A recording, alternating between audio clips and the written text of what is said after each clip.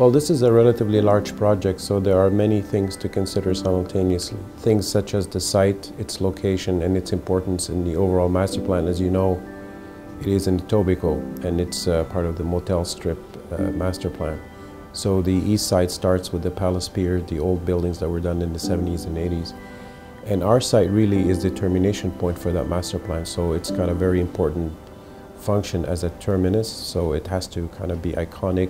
It is a project that will basically have approximately 1,000 units. And then finally, you know, its function in the way it sits in the master plan is very important because there are already existing streets. There's going to be a park that we'll be designing to the west of us. So how do people who live in the other buildings are able to flow through naturally by walking into our site, feel welcomed, and continue on to the parks. When I started thinking about that project is the idea of referencing nautical themes, and in particular cruise ships.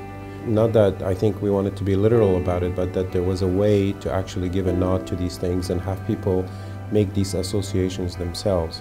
It was important that these towers and the base create a kind of a natural transition between one another, and therefore the cascading effect of the tower falling and becoming the base itself.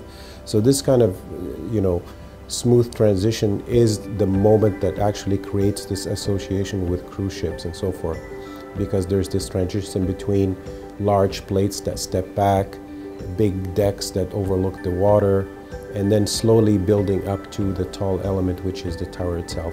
So this seamless transition, I think, is a key aesthetic move that actually coins the building differently from other projects. And I think that contributes to its overall look and effect. We didn't want to make two equal towers because that was just a bit too mundane. And so we decided to make a taller tower and a shorter tower. And then the other thing we wanted to do was to place them in such a way that when they cascade down, they create a moment at the corner.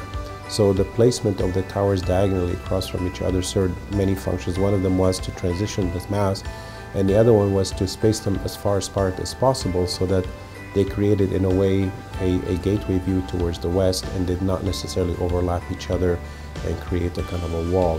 What we're finding, and I think many developers are finding, is that today design sells. So the more interesting the thought process behind the way the project is made, the more successful your sales become. And I think as a formula, it's become very important for developers to have unique buildings, interesting buildings, and evocative buildings that actually sells.